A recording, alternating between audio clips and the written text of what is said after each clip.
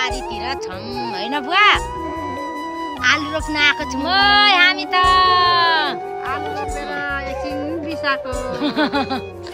ल गाइस हाम्रो चाहिँ आलु रोप्नु धमाधम छ।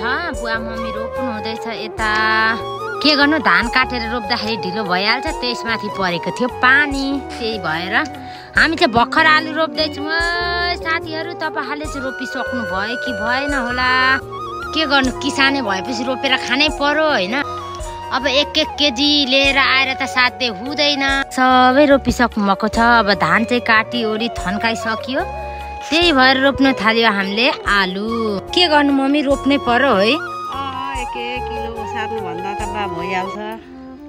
आलु रोपेर थकित भएर बस्नु भएको छ हाम्रो मम्मी बुवा। के गर्नु किसानैले कहिले सन्च पाइँदैन है बुवा।